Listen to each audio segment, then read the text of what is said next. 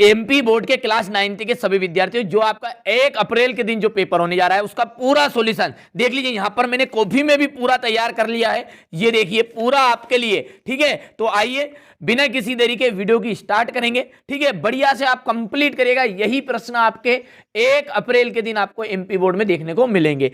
माखनलाल चतुर्वेदी के काव्य का जो मूल स्वर है वो क्या था? इनका मूल स्वर था राष्ट्रीयता एवं देश प्रेम। ग्राम श्री कविता की जो रचनाकार है वो कौन है? सुमित्रा नंदन पंत। रसात्मकम वाक्यम काव्यम, ये किसकी परिभाषा है? ठीक है, रसात्मक युक्त वाक्य काव्य होता है, ये परिभाषा किसने दी थी? तो आचार्य विश्वनाथ ने। आराम से समझा रहा हूं बढ़िया से, ताकि आपको याद भी रहे। ठीक है, घबराना नहीं। आप पहली बार चाहे 9th क्लास की परीक्षा दे रहे, मैं हर साल ही 9th क्लास पढ़ाता हूं। ठीक है, ऑफलाइन कोचिंग, डरिएगा मत आप। ठीक है, यही प्रश्न आने वाले हैं। महादेवी वर्मा ने पुरस्कार में मिला चांदी का कटोरा, ठीक है, किसे दे दिया था? चलिए इसका आंसर देखते हैं। तो देखिए, उन्होंने जो पुरस्कार का मिला चांदी का कटोरा वो महात्मा गांधी को दिया था। ठीक है, यहां से बढ़िया से स्क्रीनशॉट के जरिए आप कंप्लीट कर लीजिएगा। ठीक है, चलिए अगला प्रश्न पढ़ते हैं। ठीक है, यहां से देखिए, उपसर्ग कहां प्रयुक्त होते हैं? सब जानते हैं उपसर्ग आ से आगे और आ से ही उपसर्ग मानिए, पा से पीछे, पा से प्रत्यय। जो पीछे प्रयुक्त होता है वो कहलाता प्रत्यय, और जो शब्द के पहले जुड़े उसे कहेंगे हम उपसर्ग। तो ये का ऑप्शन राइट रहेगा। मृदुला गर्ग की जो रचना है वो कौन सी है? मेरे संग की औरतें। ठीक है, चलिए इसके बाद में यहां से देखिए, सोने का घड़ा शराब से भरा हो तो भी जो सज्जन लोग हैं ना उसकी हमेशा निंदा ही करते हैं। क्या करते हैं? सज्जन उसकी निंदा ही करेंगे। तो यहां पर चाहे वो सोने का घड़ा है लेकिन शराब से तो भरा है। ठीक है, वीर रस का स्थायी भाव, वीर रस का जो स्थायी भाव है वो होता है उत्साह। उत्साह, बिल्कुल आराम से समझा रहा हूं ताकि याद भी रहे।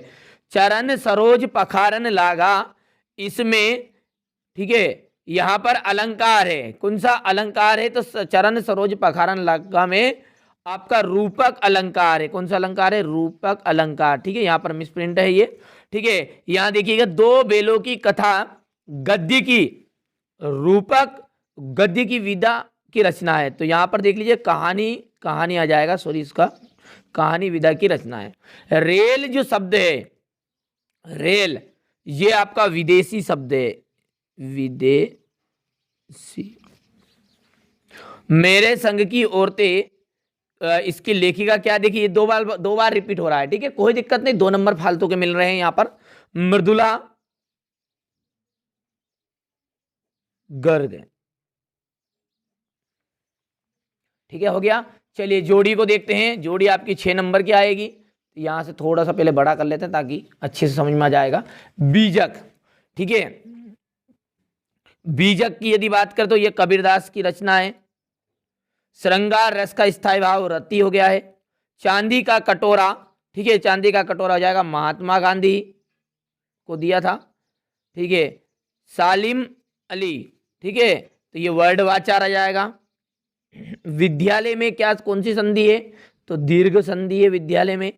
इस जल प्रलय, ये रचना है आपकी फणीश्वर नाथ रेणु की। तो ये आपका छठा हो गया। ठीक है, रसखान किसके भक्त थे? रसखान जो है वो श्री कृष्ण के भक्त थे।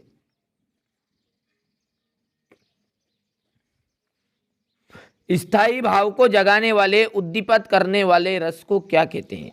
ठीक है, तो स्थायी भाव जगाने वाले, ठीक है, भाव को क्या कहेंगे? उस रस को, उसे कहेंगे विभाव।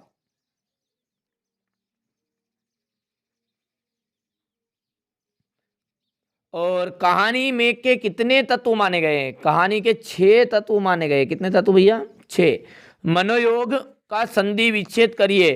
ठीक है, इसमें विसर्ग संधि है और ये आ जाएगा मना धन योग। और कौन सी संधि कोई पूछे तो विसर्ग संधि बताना। ठीक है, अंधकार का तद्भव, ठीक है, सब जानते हैं अंधकार को क्या कहते हैं, दूसरा नाम इसका अंधेरा। जर्नल मिथेया का चित्र किसने मंगवाया था? लेखिका बहन रेणु ने। तो यहां पर लिख देते हैं लेखिका बहन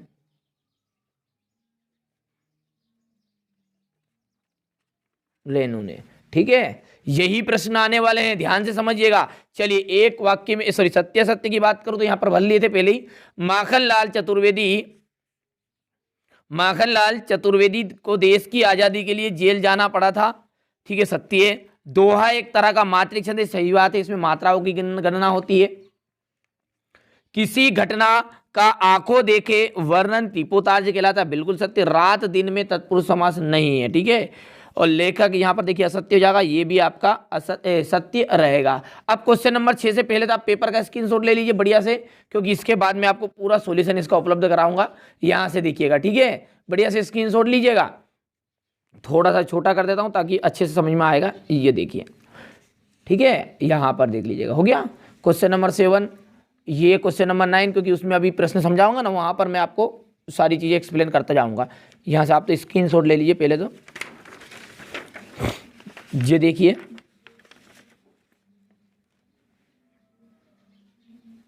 ये क्वेश्चन नंबर आपका 13 है, ये 14, ये यहाँ पर 16, 17 है, ठीक है। हिंदी मीडियम और इंग्लिश मीडियम वालों का सबका एक ही तरह का पेपर आने वाला है। जैसा कि आप सब जानते हैं कि जो 1 अप्रैल के दिन पेपर होगा वो आपके स्कूल से नहीं मिलेगा, ठीक है, आप ये समझिएगा, ठीक है। सभी का एक जैसा पेपर आने वाला है, जो पेपर मैं आपको यहाँ पर बता रहा हूँ, ठीक है। ये क्वेश्चन नंबर 20 है, क्वेश्चन नंबर 21, ये इसका अथवा है, ठीक है, सब कुछ समझाऊंगा। ये क्वेश्चन नंबर 22 है, ये क्वेश्चन नंबर 23, ठीक है। चलिए तो यहाँ पर देख लीजिएगा, ये मैंने हिंदी का आपको सेट सी समझाया है, ठीक है। चलिए तो इसके सॉल्यूशन को देखते हैं। यहाँ से बढ़िया से सॉल्यूशन तैयार है आपका, इसका देख लीजिएगा। ये देखिए यहाँ पर है, इस कॉपी में है। चलिए यहाँ से पहला प्रश्न था आपका 6ठे क्वेश्चन पे कि भक्ति काल को हिंदी साहित्य का स्वर्ण युग क्यों कहा गया है, ठीक है। ये यहीं पर था इसका, हाँ, 6ठा प्रश्न एक बार मिलान कर लेते हैं। ये देखिए, ठीक है, यहाँ पर मिल के दिख गया थोड़ा सा, ये देखिए, हो गया। चलिए आगे बढ़ते हैं। तो भक्ति काल को हिंदी साहित्य का स्वर्ण युग क्यों कहते हैं? क्योंकि भक्ति काल में कबीर, तुलसीदास, सूरदास, मीराबाई आदि महान विभूतियों का आविर्भाव हुआ। यानी ये जो महान विभूतियाँ, इनका जन्म हुआ था। इन्होंने, इनकी जो अमृतवाणी से जन सामान्य को अभूतपूर्व शांति तथा सुख का अनुभव हुआ, ठीक है। और अनुभव हुआ, इस काल को साहित्य अनुपम एवं आदर्श है। यहाँ जो काल है ये साहित्य का अनुपम और आदर्श युग है। वहाँ युग वास्तव में स्वर्ण युग के साहित्य से पूर्ण हुआ, ठीक है। एक तरीका तो ये लिखने का है। यदि आप दूसरे तरीके से भी लिखना भी चाहोगे तो सिंपल सी बात में भाषा में मैं आपको बता दूं, भक्ति काल को हिंदी साहित्य का स्वर्ण युग इसलिए कहा जाता है क्योंकि इस काल में बड़े बड़े हमें धार्मिक ग्रंथ मिले, जैसे रामचरितमानस, ठीक है। इसके बाद में यहाँ से अनेक इस काल में महान विभूतियाँ का जन्म हुआ, जैसे कबीरदास, सूरदास, मीराबाई। इनकी जो रचनाएं हैं आज भी जनजीवन, ठीक है, के लिए एक प्रेरणा मात्र है, ठीक है, प्रेरणा का स्रोत है बस। अतः भक्ति काल को हिंदी साहित्य का स्वर्ण युग कहते हैं। चलिए थोड़ा सा रिवीज कर लीजिएगा पीछे बढ़ाकर, और फिर से सुन लीजिएगा। ये भी लिख सकते हो या ये लिख देना, ठीक है, जो लगे उचित। यानी कि आपको अच्छे से घबराना नहीं है। देखिए मैं बार बार बोल रहा हूँ, आप 9th में पहली बार हो, यहाँ पर हर साल पढ़ाते हैं, कोई घबराने की जरूरत नहीं। बहुत सिंपल प्रश्न आएगा और यही पेपर आने वाला है, ठीक है। प्रगतिवादी काव्य की विशेषताएं लिखिए। प्रगतिवादी काव्य की विशेषताएं नंबर 1 देखिए, आर्थिक एवं सामाजिक समानता पर बल, ईश्वर के प्रति अनास्था और शोषितों के प्रति सहानुभूति, ठीक है। इसके बाद क्वेश्चन नंबर 7 की यदि बात करूं तो यहां से देखिएगा, किसी भी व्यक्ति की पहचान उसके कुल से होती है या उसके कर्मों से? तर्क सहित उत्तर दीजिए। आपसे ही पूछूंगा मैं तो आप खुद ही बोलोगे कि उसके कर्म से होती है। व्यक्ति की जो श्रेष्ठता की जो परख है उसके कुल से ना होकर उसके कर्मों से होती है। यदि व्यक्ति उच्च कुल में पैदा है और नीचा काम करता है, नीच कार्य करता है, ठीक है, वहां लोगों को जो ऊपर प्रगति कर रहा है उन्हें उनके पैर खींच रहा है, दूसरों के छल कपट, ठीक है, मोह माया, ठीक है, इन सभी में भ्रमित है, तो जबकि वहाँ नीच लोग कहलाएंगे। जबकि साधारण कुल में व्यक्ति महान कार्य कर देगा तो वहाँ उसे भी महान कहेंगे। समझ में आ गया बात? कि व्यक्ति की जो श्रेष्ठता की परख है उसके कुल से ना होकर उसके कर्मों से होती है। यदि उच्च कुल में पैदा होकर भी कोई नीच कार्य करता है तो वह नीच कहलाएगा, जबकि साधारण कुल का व्यक्ति महान कार्य कर देगा तो उसे भी महान कहेंगे। इसी के अथवा में यहां से देखिए, कवयित्री लद्दाख का घर जाने की चाह से क्या तात्पर्य है? घर जाने की चाह का तात्पर्य है कि कवयित्री इस संसार से मुक्त होकर परमात्मा से मिलने की इच्छुक है, वे ईश्वर से साक्षात्कार करने के लिए आतुर है। ये हो गया। अब है क्वेश्चन नंबर 8, थोड़ा सा छोटा कर लेते ताकि दिक्कत नहीं आएगी। ये गांव को मरकत डिब्बे सा खुला क्यों कहा गया है? देखिए, मरकत पन्ना रत्न को कहा जाता है, जो मरकत है वो पन्ना रत्न को कहा जाता है। इस रत्न का जो रंग होता है वो हरा होता है। मरकत के खुले डिब्बे की यहाँ विशेषता होती है कि उसमें हर चीज साफ साफ दिखाई देती है। इस तरह गांव की हरियाली मरकत के हरे रंग की तरह ही होती है, सुशोभित होती है, इसलिए मरकत को खुले डिब्बे की तरह कहा गया है। अच्छे से एक्सप्लेन कर लेना, आप थोड़ा सा और पढ़ लीजिएगा, ठीक है, बहुत लंबा वीडियो बनेगा वरना। कवि ने पीपल को ही बड़ा बुजुर्ग क्यों कहा है? समझाइए। पीपल की जो लंबी आयु होती है सब जानते हैं, हिंदू समाज में पीपल की तो इसकी तो पूजा करते हैं, बहुत से लोग इसे जल चढ़ाकर आर्घ्य देते हैं, ठीक है, यानी कि जल चढ़ाते हैं। पीपल वातावरण की शुद्ध करता है, ठीक है, पीपल क्या करता है? वातावरण को, यहाँ पर की नहीं है, यहाँ पर को है, ठीक है, ये बच्चों ने तैयार किए हैं तो थोड़ी बहुत मिस्टेक हो जाती है, उसको नज़रअंदाज करिएगा, ठीक है। पीपल वातावरण को शुद्ध करता है, यहाँ प्रदूषण से बचाता है, प्राण वायु प्रदान करता है, इन्हीं कारणों से उसे बड़ा बुजुर्ग कहा गया है, ठीक है। आगे बढ़ते हैं। क्वेश्चन नंबर 9 में है सुमित्रा नंदन पंत की 2 रचनाएं, ठीक है, तो एक तो हो गई वीणा, दूसरा पल्लव, तीसरी हो जाएगी गुंजन, ठीक है भैया। कवि रसखान के कला पक्ष पर प्रकाश डालिए, तो यहाँ पर आपको केवल कला पक्ष ही लिखना है, ठीक है, पूरा कवि परिचय लिखने की जरूरत नहीं है, ठीक है। कवि रसखान का कला पक्ष देखिए, रसखान ने अपनी कविताओं में ब्रजभाषा के प्रौढ़ एवं परिष्कृत स्वरूप का प्रयोग किया है। किसका किया है? प्रौढ़ एवं परिष्कृत स्वरूप का प्रयोग किया है। उनकी जो भाषा में सहजता, सरलता एवं प्रवाह विद्यमान है। हो गया इतना। अब क्वेश्चन नंबर 10 की यदि बात करूं तो काव्य की परिभाषा लिखिए तथा उसके भेद बताइए। काव्य की परिभाषा देखिए, काव्य जो है हमारे भावों, विचारों, शाब्दिक अभिव्यक्ति है जो आनंद की अनुभूति कराने वाले के होने के कारण संरचनीय होता है, ठीक है। अब ये तो ये यहाँ पर जो है काव्य की परिभाषा, ये आप एक तरह की गलत मत मानिए, ठीक है, ये बच्चों ने कुंजी में से लिख दी, आपको सिंपल सी है, ठीक है। काव्य वास्तव में क्या है? ऐसा, ठीक है, ऐसा अनुभूति जिसके कारण हम हमारे भावों और विचारों, ठीक है, ऐसी अनुभूति जिसके कारण हम हमारे भावों और विचारों को प्रस्तुत करते हैं, ठीक है, उसे काव्य कहते हैं। ये आप लिख लेना, ठीक है। काव्य के 2 प्रकार के होते हैं, ठीक है, तो काव्य 2 प्रकार के होंगे, प्रबंध काव्य और दृश्य काव्य। समझ में आ गया बात? नहीं? चलिए, रूपक अलंकार की परिभाषा उदाहरण सहित देना है, ठीक है। रूपक का मतलब क्या होता है? जिसमें उपमेय में उपमान का आरोप होता है। जहां काव्य में जहां उपमेय में उपमान का आरोप हो वहां रूपक अलंकार होता है। चरण सरोज पखारन लागा, ये रूपक अलंकार का उदाहरण आप लिख दीजिएगा। वीर रस की परिभाषा सब जानते हैं, ठीक है, ये परिभाषा बच्चों ने लिखी, आप सिंपल परिभाषा में बता रहा हूं आपको, वीर रस की वो लिखिएगा, ठीक है। ऐसी कोई घटना जिसके कारण हमारे मन में उत्साह, ठीक है, या जोश का भाव उत्पन्न हो जाए, वहां वीर रस होता है। किसे कहेंगे वीर रस? ऐसा दृश्य या ऐसी घटना जिसके कारण हमारे मन में उत्साह का भाव जागता है, ठीक है, वही वीर रस होता है। चढ़ चेतक पर तलवार उठा करता था भूतल पानी को, अरे राणा प्रताप सिर काट काट करता था सफल जवानी को, ठीक है। ये आपका क्या वीर रस का उदाहरण है, ठीक है। इसके बाद में आप और भी लिख सकते हैं, जैसे आपको सबको पता ही होगा, अरे बुंदेले हर बोले के मुख से हमने सुनी कहानी थी, खूब लड़ी मर्दानी वो तो झांसी वाली रानी थी, ठीक है, ये हो गया।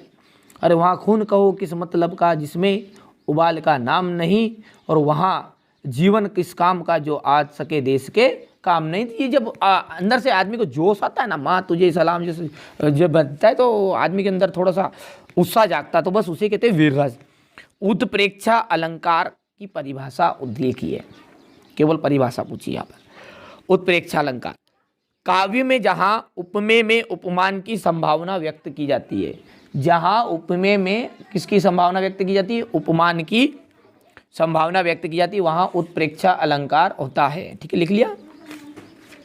उपन्यास किसे कहते हैं, दो उपन्यासकारों के नाम बताइए। ठीक है, उपन्यास, उपन्यास कथा का वहाँ रूप है जिसमें जीवन का विशद चित्रण होता है। क्या होता है, जिसमें जीवन का विशद चित्रण होता है।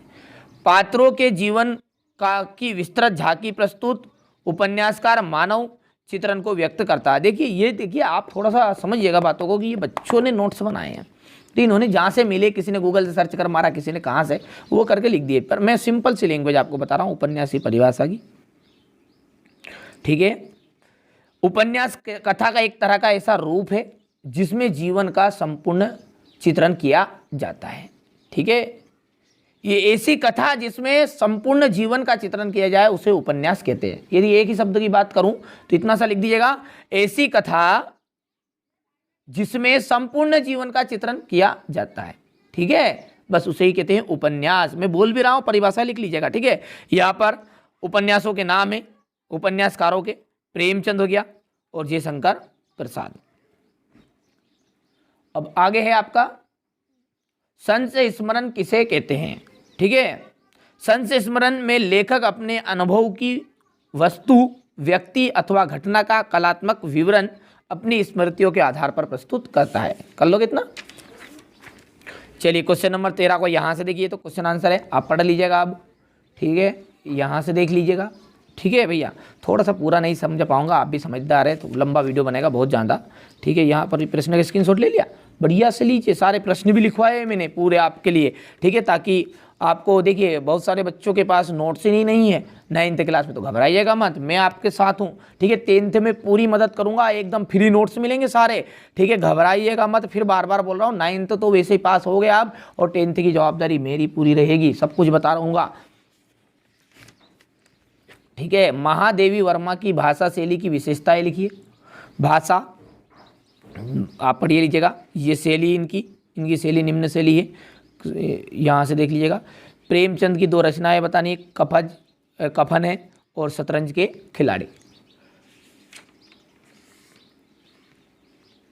उपसर्ग और प्रत्यय में अंतर बताने, सब जानते हैं। उपसर्ग में वे शब्दांश जो किसी शब्द के पूर्व जोड़ दिए जाते हैं वो उपसर्ग कहलाते हैं, वे शब्दांश जो किसी शब्द के अंत में जोड़े जाते हैं उन्हें प्रत्यय कहते हैं। ये नए शब्द का निर्माण करता है और इसके शब्द में कोई परिवर्तन नहीं होता है। इसके बाद में यहाँ पर विलोम शब्द आए थे, हैं आपके पेपर में। घना का विरल आ जाएगा, सुबोध का आ जाएगा दुर्बोध। ठीक है, सौभाग्य का आ जाएगा दुर्भाग्य, संकल्प का आ जाएगा विकल्प। ठीक है, कंप्लीट कर लेना, फिर बोल रहा हूँ बार बार, यही प्रश्न आ रहे भैया। ये क्वेश्चन नंबर 17 है आपका, ये इसका अथवा है